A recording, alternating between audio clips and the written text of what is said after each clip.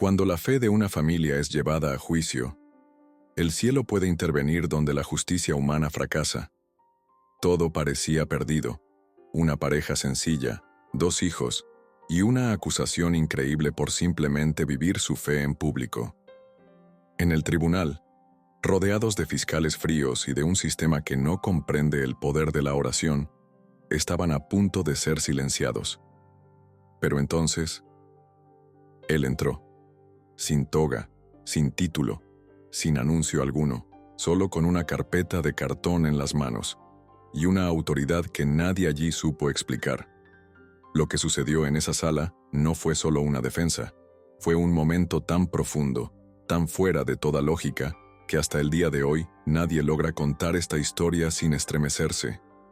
Quédate hasta el final. Porque a veces, cuando una familia se niega a renunciar a su fe, Dios levanta a alguien para recordarles que no están solos. Era una mañana cualquiera, de esas que pasan desapercibidas en la rutina de los edificios públicos. Pero ese día, en el Tribunal Central de la ciudad, algo en el aire denunciaba que no sería simplemente otra audiencia. El salón principal estaba lleno antes incluso de las 8 de la mañana. A la derecha, se encontraba la familia acusada. Una pareja de mediana edad y 2 hijos adolescentes, todos con mirada inquieta, pero con las manos entrelazadas como quien sostiene algo más fuerte que la esperanza. La sencillez de sus ropas contrastaba con los trajes impecablemente planchados de los abogados y el brillo de los zapatos bien lustrados. Detrás de ellos, un pequeño grupo de hermanos de la iglesia ocupaba los bancos reservados al público, en silencio, con los ojos bajos y los corazones cargados. Era como si supieran que allí no se juzgaba solo un delito, sino la propia libertad de creer. El juez aún no había entrado. El fiscal hojeaba documentos con un tedio metódico, y entonces, en un gesto casi ajeno al guión, la puerta trasera se abrió con un leve chirrido, apenas suficiente para que algunas cabezas se volvieran. Padre Luis Toro entró solo. Nadie lo anunció, no llevaba toga, no portaba maletines de cuero ni celular en el bolsillo. Vestía su sencilla sotana, ya marcada por el tiempo, y en las manos solo llevaba una carpeta de cartón desgastada, con papeles sueltos que parecían haber sido usados muchas veces. Caminó por el pasillo con pasos firmes pero tranquilos. No buscaba aplausos, ni intentaba imponer su presencia. Sin embargo, su entrada silenció el ambiente como si una autoridad invisible acabara de tomar asiento. Se sentó discretamente en la hilera lateral, sin pronunciar palabra, y solo miró a la familia con una mirada que, en ese instante, resultó más reconfortante que cualquier argumento jurídico. El juez ingresó poco después y la audiencia comenzó, pero desde ese momento, nadie supo explicar exactamente por qué parecía que algo había cambiado en la atmósfera de la sala. Como si la propia balanza de la justicia hubiera empezado a inclinarse, aunque nadie supiera hacia qué lado. El fiscal inició su exposición con una frialdad cuidadosamente estudiada, casi como si leyera el menú de un restaurante elegante. Acusaba a la familia de alteración del orden público, uso indebido del espacio urbano e incitación religiosa sin autorización oficial. Cada palabra venía envuelta en términos técnicos, calculados para parecer graves, incluso cuando ocultaban una realidad tan simple. Aquella familia solo había distribuido Biblias y orado en voz alta en una plaza. El padre, José, mantenía la cabeza erguida, pero las manos apretaban los muslos con tanta fuerza que los nudillos se pusieron blancos. La madre, Clara, sujetaba discretamente el rosario dentro del bolsillo de su chaqueta. Los hijos, Samuel y Ana, se mostraban visiblemente tensos.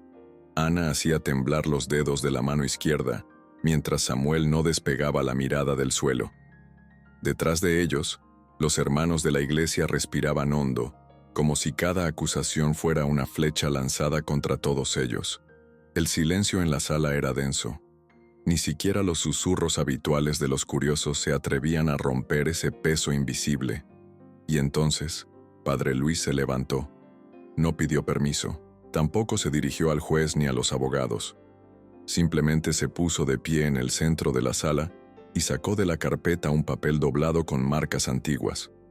Por un momento, el guardia de seguridad del tribunal dio 2 pasos hacia él, pero retrocedió al contemplar la mirada serena del sacerdote.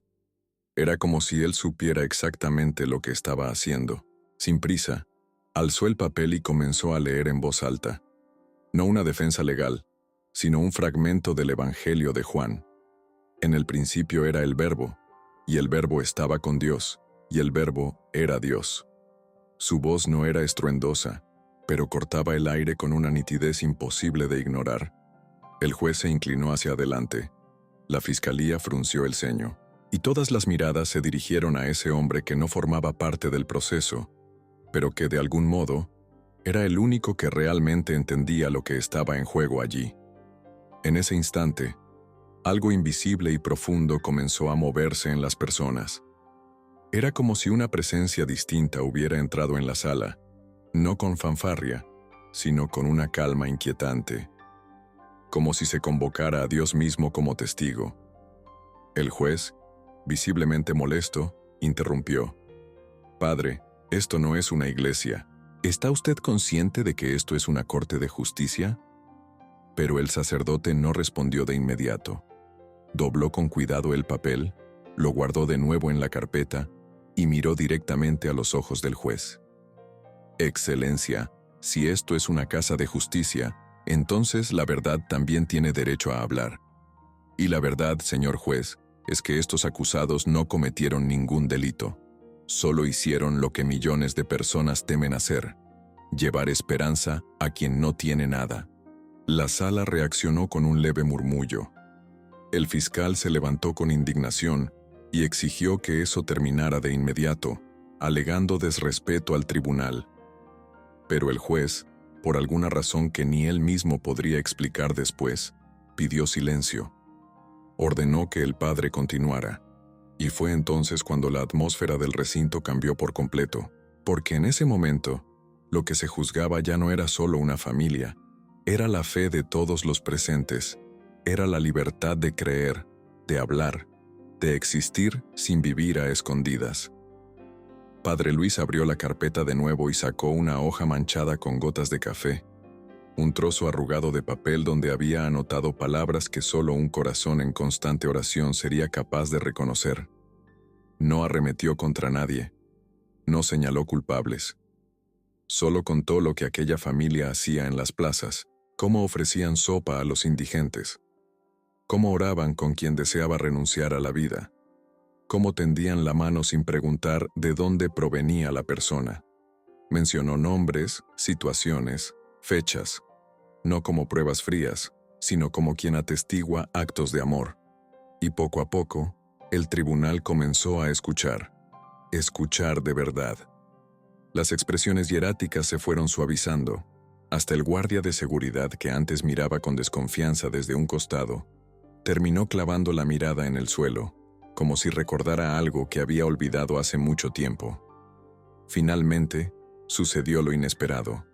El fiscal, quien había exigido la interrupción, se reclinó en su silla, cruzó los brazos y escuchó. No había duda ahora. Aquel tribunal ya no era el mismo. Y lo más sorprendente es que Padre Luis ni siquiera parecía percatarse de lo que ocurría a su alrededor. Hablaba como si conversara con Dios en alta voz, sin cambiar el tono, sin gesticular de más, simplemente con la verdad. Relató el día en que vio a Clara, la madre de la familia, consolando a una mujer que recién había perdido un hijo por las drogas, en plena plaza central. Contó cómo José, el padre, pasó una noche entera en oración con un joven en crisis suicida.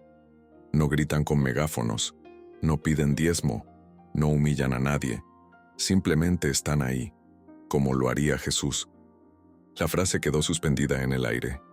Un silencio incómodo se apoderó del recinto, como si todos esperaran la siguiente palabra, pero esta no llegó.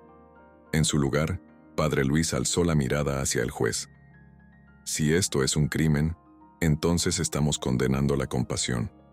El magistrado parpadeó, como quien recibe un golpe de sorpresa. No respondió.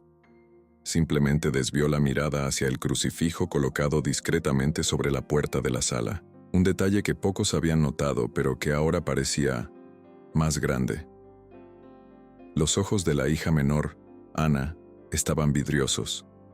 Observaba al sacerdote con una mezcla de sorpresa y alivio, como si, por fin, alguien hubiera hablado por ellos.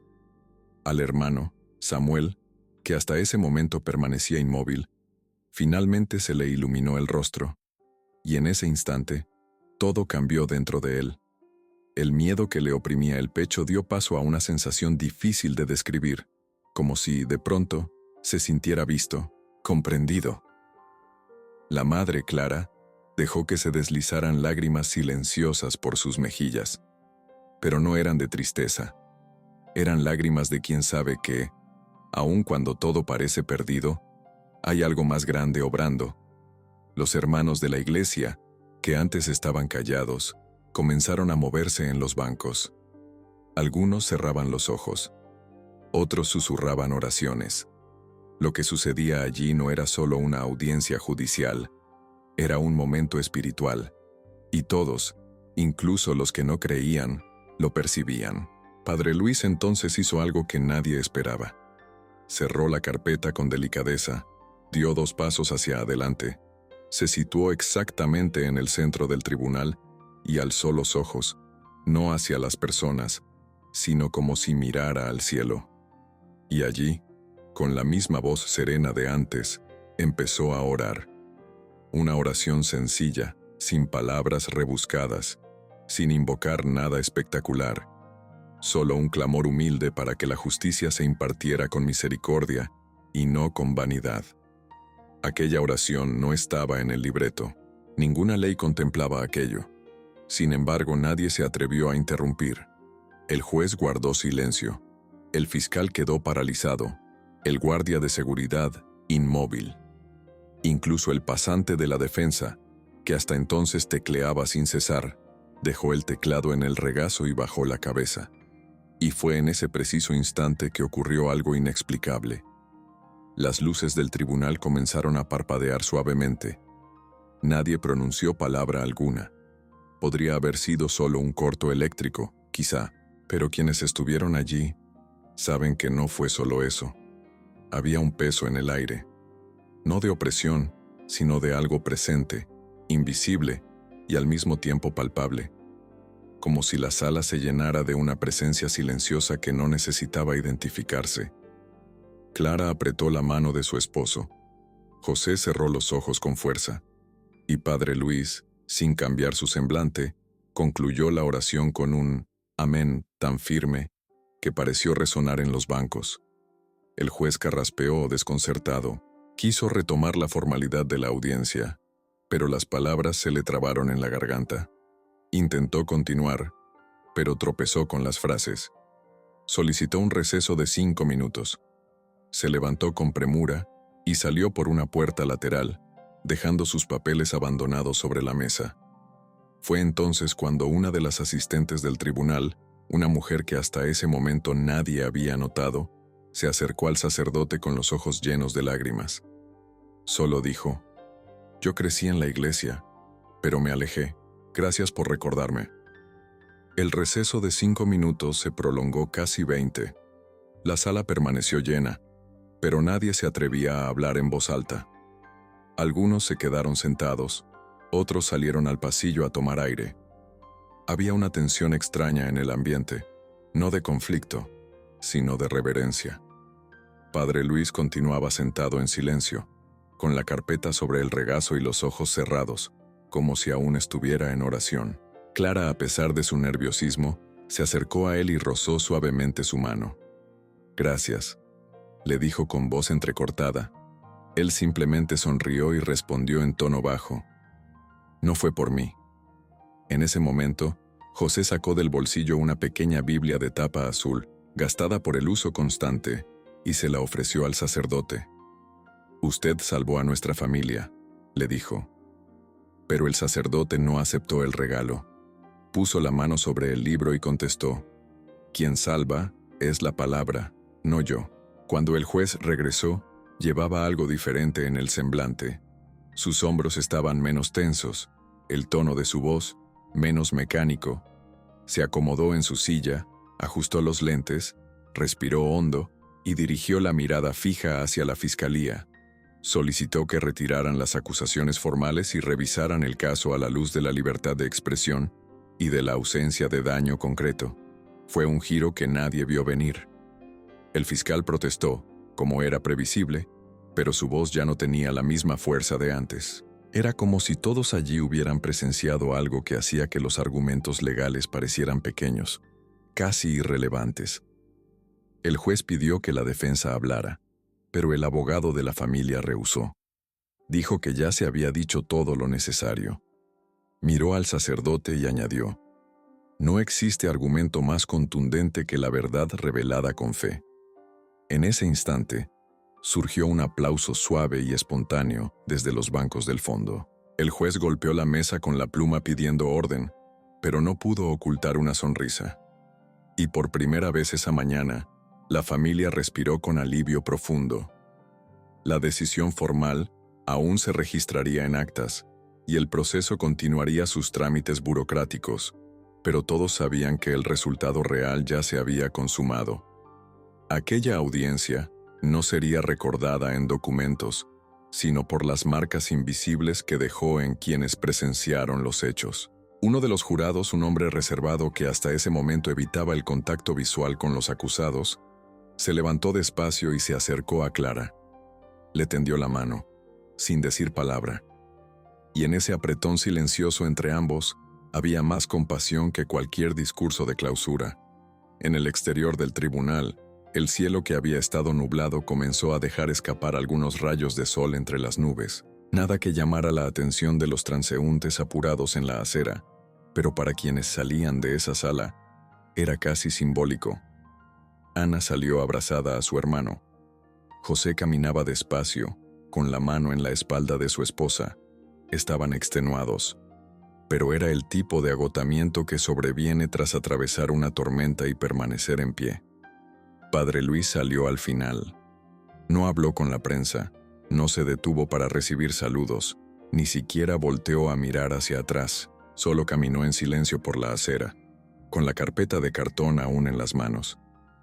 Uno de los jóvenes de la iglesia intentó alcanzarlo, pero se detuvo a mitad del camino. Era como si el momento debiera concluir así, de modo sencillo, sin grandes explicaciones. Y precisamente eso fue lo que quedó grabado en la mente de todos los que presenciaron ese día. Nadie supo cómo explicar lo que había sucedido. No hubo milagros al estilo tradicional. Nadie se levantó de una silla de ruedas. Nadie tuvo una visión. Pero todos sintieron algo. Algo que hasta hoy resulta difícil de describir. Algo que quebrantó la lógica, que desarmó certezas, que hizo que incluso los más escépticos bajaran la cabeza por un instante. Y eso, para muchos, fue el auténtico milagro. Aquella misma noche, Clara y José reunieron a la familia en la pequeña sala de su casa. Se sentaron en el sofá de tela gastada con estampado floral, el mismo que tenían desde hacía años, y colocaron la Biblia sobre la mesa de centro. Nadie encendió el televisor. Nadie habló sobre el futuro del proceso. Era como si todo aquello hubiera quedado atrás, como si ahora lo único que importara fuera agradecer. Samuel, que rara vez hacía algo en voz alta durante las oraciones, pidió permiso para dirigir la plegaria, y cuando abrió la boca, su voz salió firme, sin titubeos. Gracias Dios por haber enviado a alguien cuando pensamos que ya nadie vendría. Ana apoyó la cabeza en el hombro de su madre, y los ojos de Clara se llenaron de lágrimas nuevamente, pero esta vez con ligereza. Ya no había miedo, ya no había vergüenza, solo un sentimiento profundo de haber sido sostenidos, aún sin comprender cómo. Y esa era quizá la parte más compleja de relatar. No fue solo lo que dijo Padre Luis, sino lo que se sintió mientras él hablaba. Durante los días siguientes, la historia se propagó por la ciudad como un murmullo que nadie lograba contener. Algunos la narraban con entusiasmo, otros con escepticismo, pero todos querían entender quién era ese sacerdote. Lo curioso era que nadie parecía saber de dónde había venido. Ni siquiera los empleados del tribunal sabían cómo había logrado ingresar a la sala sin haber sido anunciado. Unas personas aseguraban haberlo visto semanas antes ayudando a indigentes en el centro de la ciudad, mientras que otras afirmaban que ni siquiera era de ese lugar. Una periodista llegó a buscar registros oficiales de su ingreso o acreditación en el sistema del tribunal, pero no halló nada, ni nombre completo, ni documento, ni autorización de acceso. Era como si hubiera aparecido y luego desaparecido. Así, simplemente. José, intrigado por ese misterio, intentó comunicarse con algunos contactos de la diócesis local, pero nadie conocía oficialmente al tal padre Luis Toro. Un amigo que trabajaba en una parroquia del interior dijo haber oído ese nombre en una misa itinerante años atrás, pero con poca certeza. Era un sacerdote que aparecía, predicaba con pasión, y luego desaparecía, comentó el muchacho. Eso incomodaba a José, no por desconfianza, sino por no poder devolver el favor. Quería agradecer. Deseaba saber por qué había acudido en su auxilio. Pero había algo dentro de él que también le decía: tal vez la respuesta no esté en encontrarlo nuevamente, sino en comprender por qué apareció justo en ese momento. Clara, por su parte, parecía más tranquila. «Pedimos un milagro, ¿no es así?», comentó cierta noche mientras tendía la ropa en el tendedero. Un milagro no está para ser comprendido, está para ser vivido. Samuel empezó a acudir a la iglesia con más asiduidad tras aquel día. Se sentaba en las primeras filas, leía pasajes de la Biblia en voz alta e incluso se integró al grupo de jóvenes. Ana, antes reservada, comenzó a colaborar en las actividades sociales de los sábados. El trauma del tribunal había dejado huellas, sí, pero no eran heridas abiertas. Eran cicatrices de algo que los transformó desde el interior, como si la fe hubiera dejado de ser algo heredado y pasado a ser algo experimentado. Ya no era solo la religión de sus padres, ahora era la suya. Y cada vez que alguien preguntaba qué había sucedido ese día en el tribunal, la respuesta siempre era similar: no se puede explicar. Uno tenía que estar allí. El pastor de la iglesia llegó a mencionar lo acontecido en un servicio, diciendo que Dios todavía levanta voces donde hay silencio y presencia donde hay vacío. Con el paso de las semanas, el caso fue oficialmente archivado. No había pruebas de delito, ni víctimas. El sistema no pudo sostener las acusaciones. Pero lo más extraño ocurrió después. Ningún periódico local publicó la noticia completa. Los reporteros que asistieron ese día parecían haber olvidado o perdido el material. Uno de ellos, entrevistado informalmente por un miembro de la iglesia, llegó a preguntar si todo había sido un sueño. ¿Fue real en serio?, cuestionó. José escuchó eso y sintió un escalofrío inexplicable. ¿Cómo alguien que estuvo presente podía olvidarse? ¿Cómo nadie más hablaba al respecto? Comenzó a parecer que aquello fue real solo para quienes realmente necesitaban verlo. Y eso, más que cualquier enigma, tenía sentido para ellos. Poco a poco, la vida retornó a su ritmo habitual. José volvió a trabajar como albañil. Clara retomó los encargos de costura que solía realizar. Los hijos regresaron a la escuela, pero todos sabían que llevaban algo nuevo consigo. No era fama, ni estatus, ni ventaja alguna. Solo una certeza silenciosa de que Dios efectivamente actúa, y que a veces envía a alguien sin previo aviso, sin explicación alguna, solo para recordar que no estamos solos. Y ese alguien, para ellos tenía nombre. Sí, Padre Luis Toro. Aunque nadie más supiera quién era. Aunque quizá él nunca volviera a aparecer. Aunque, en el fondo, pareciera más un mensajero que un hombre común. Un mes después, José recibió una llamada de un número desconocido. Contestó con recelo, como cualquiera habituado a evitar llamadas molestas. Al otro lado, una voz masculina, calma, con un acento difícil de identificar, preguntó únicamente: ¿La fe de ustedes sigue firme? José guardó silencio durante unos segundos. Intentó preguntar quién hablaba, pero la llamada se cortó. El número no devolvía la llamada. Llamaba, pero nadie respondía. Cuando le contó a Clara, Ella simplemente sonrió. Si fue él o no, no importa. La respuesta está en nuestra casa, en nuestros hijos, en lo que nos hemos convertido. Desde ese día, José comenzó a orar cada mañana antes de ir a trabajar. No lo hacía antes, pero ahora parecía esencial, como si existiera una responsabilidad diferente, la de continuar aquello que habían recibido. Padre Luis jamás volvió a ser visto. No surgió ningún video, ninguna noticia nueva, ninguna foto publicada. Los feligreses más atentos buscaron en sitios web, en redes sociales, incluso en archivos antiguos de misiones en América Latina.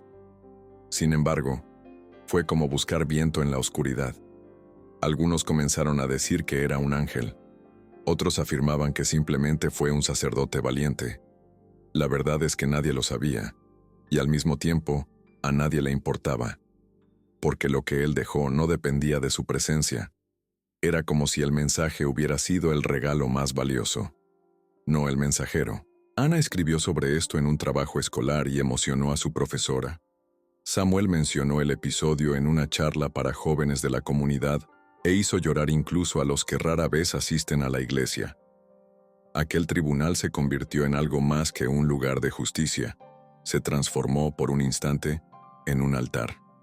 Y no hubo quien no se sintiera conmovido. Con el tiempo, Clara empezó a ayudar a otras mujeres que enfrentaban problemas con la justicia. No conocía de leyes, pero entendía de dolor. Asistía a sus audiencias, rezaba con ellas, ofrecía agua, tendía la mano. Y cada vez que alguien le preguntaba por qué hacía eso, ella respondía sin pensarlo demasiado. Porque alguien hizo lo mismo por mí cuando más lo necesitaba. Y siempre que podía, dejaba una pequeña tarjeta con una frase sencilla: no estás sola. En el reverso, en letras diminutas, estaba el versículo que el sacerdote había leído ese día en el tribunal. Juan 1:1.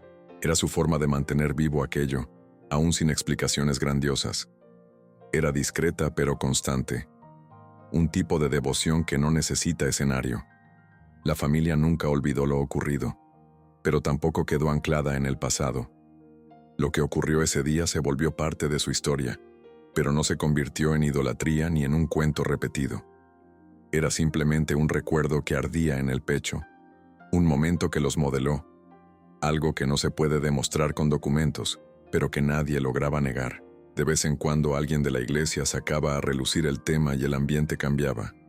Todos se tornaban más serenos, más atentos, como si, al evocar, algo regresara, como si la presencia que estuvo en ese tribunal todavía rondara, de vez en cuando, los corazones de quienes lo presenciaron. Y eso era lo verdaderamente importante, comprender que hay instantes en la vida en los que el cielo toca la tierra. Y cuando eso ocurre, el tiempo se detiene y todo cambia. Pasados algunos años, Samuel, ya adulto, se graduó en Derecho. Era un sueño que nació precisamente aquel día, cuando vio a su padre ser juzgado por algo tan puro. Quería entender el sistema y, a su vez, cambiarlo. Durante la ceremonia, al recibir la invitación para dar un breve discurso, narró su historia. No detalló demasiado, ni forzó las emociones. Solo dijo que había elegido esa profesión porque vio, en un día cualquiera, que la justicia cedía ante la fe, y que esperaba algún día hacer lo mismo por otros. El auditorio lo aplaudió de pie. Clara lloraba en la primera fila. José, con la mirada vidriosa, repetía en voz baja: «Valió la pena, todo valió la pena». Y en ese teatro abarrotado, regresó el silencio que alguna vez reinó en el tribunal. Un silencio que nadie sabía explicar, pero que todos supieron respetar. Poco tiempo después, llegó a la casa de la familia una carta sin remitente. Solo figuraba su dirección escrita a mano. En el interior había una hoja con una caligrafía firme, algo temblorosa. Decía: «Continúen. El mundo necesita más fe que argumentos». Y justo debajo, una firma que nadie logró identificar con claridad. No decía Padre Luis. No había fecha, solo eso. Pero para la familia bastó. Ya no necesitaban ver el rostro, Habían comprendido que, cuando la fe obra en verdad, no necesita ser probada, solo debe vivirse. Esa carta se guardó junto a la carpeta de cartón que el juez había mandado devolver ese día del juicio. La misma carpeta que el sacerdote había dejado sobre la mesa antes de salir de la sala. Esa carpeta se volvió casi un relicario para la familia. En su interior colocaron fotografías, notas, versículos y cartas de personas conmovidas por su historia. Una vez al año, reunían a los hermanos de la iglesia y relataban lo que recordaban de aquel día. No como una prédica, sino como un testimonio, y cada vez que concluían el relato, el ambiente se hacía más liviano. Era como si revivir aquellas imágenes reabriera la presencia de ese momento. Y en cada nueva rememoración surgía algo diferente. Un detalle olvidado, un sentimiento resurgido, una certeza que crecía en silencio. Habían experimentado algo que nunca volvería a suceder de la misma manera. Y eso era demasiado valioso para banalizarse. Con el paso del tiempo, la gente dejó de preguntar. La ciudad siguió su curso. El tribunal recibió otros casos, otras familias, otras historias. Pero quienes vivieron aquel día jamás lo olvidaron. No por la alocución del sacerdote, ni por la absolución final, sino por lo que sintieron allí. Algo que no tiene nombre, que no tiene forma, pero que transforma por dentro. Samuel, ya como abogado, entraba a veces en esa misma sala de audiencias y cerraba los ojos un instante. Respiraba hondo y recordaba. Clara, envejecida y con el cabello encanecido, decía a sus nietos: «No todo se explica, pero todo se revela en el tiempo adecuado». Y así, con el pasar de los años, la figura de Padre Luis Toro se convirtió en un susurro en la memoria colectiva. Algunos decían que continuaba caminando por ahí, apareciendo donde se le necesitara. Otros creían que era solo un sacerdote valiente, pero nadie lo sabía a ciencia cierta. Y lo más curioso era que a nadie le importaba, porque lo que él legó era más grande que él mismo. Era como una llama transmitida de mano en mano, que aún sigue encendida. Y si hoy se preguntara a esa familia qué fue en realidad lo que sucedió en esa audiencia, seguramente responderían: «Fuimos salvados. Punto. Ni más, ni menos». Y fue así. La historia se detuvo allí, sin un final épico, sin titulares, sin nuevas apariciones. Un día ocurrió, y luego, nunca más, como si el cielo hubiera abierto una rendija y durante unos minutos rozado la tierra, y luego se hubiera cerrado de nuevo, dejando solo recuerdos, transformaciones, y una fe que nadie logró apagar. Y así, la historia de esa familia quedó guardada en el silencio de quienes todo lo vieron, pero que jamás pudieron explicar. Porque a veces, los mayores milagros no hacen ruido, simplemente aparecen, transforman todo, y se van como si nunca hubieran estado. Pero dejan cicatrices, y quien las siente, jamás las olvida. Ahora te pregunto con toda sinceridad, ¿y si fueras tú ese día en el tribunal? Si estuvieras sentado allí, siendo juzgado por vivir tu fe, ¿qué harías? ¿Tendrías el valor de seguir adelante? ¿O silenciarías tu verdad por temor al sistema? Comparte en los comentarios, ¿qué habrías hecho tú? O si alguna vez atravesaste algo parecido, cuéntanos. Tu historia puede inspirar fe en alguien que hoy camina en la oscuridad.